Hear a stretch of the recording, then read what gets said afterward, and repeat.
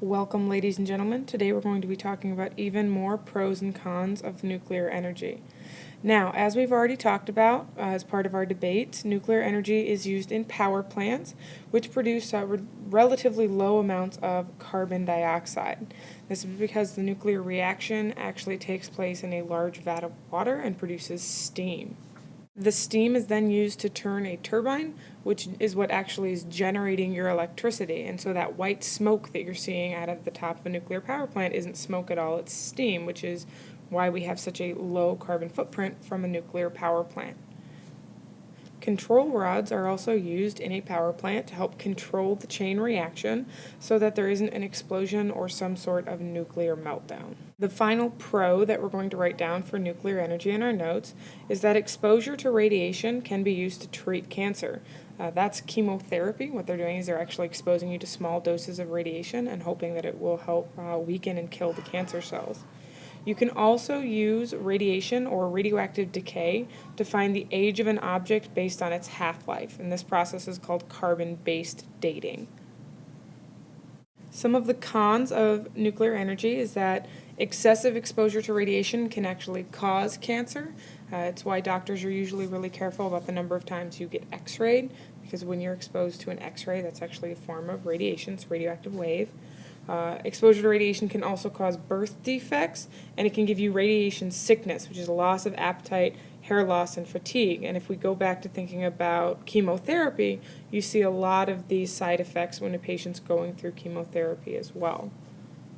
Another con to nuclear energy is that radiation waste is extremely dangerous and has to be looked at for several thousand years. The EPA's current estimate is 10,000 years, but as we remember from the Eyes of Nye, uranium-235's nuclear waste actually lasts for 24,000 years. That is a long time to wait for it to be safe enough to actually go back into the environment. The final con of nuclear energy that we're going to address in this video is that uranium, or uranium-235 specifically, is used as the energy source for power plants, and it is scarce. You have to have that specific isotope in order to trigger this chain reaction, and there's only so much of it on the planet, so it is a limited resource. Each year that we talk about nuclear energy, I find that there are at least a couple of students who have questions about how nuclear energy can relate to nuclear weapons. So I'd like to take the last couple minutes of this video and talk to you a little bit about nuclear bombs and their history. The first nuclear test was completed in 1945 as part of the Manhattan Project. It was led by this man named Robert Oppenheimer.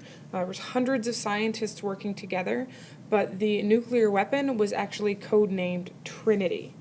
Trinity was a type of atomic bomb. The atomic bomb is also what we used on Hiroshima and Nagasaki. The atomic bomb uses nuclear fission to split atoms and produce energy. Energy is then released in three waves as a shock wave, a heat wave, and a radiation wave.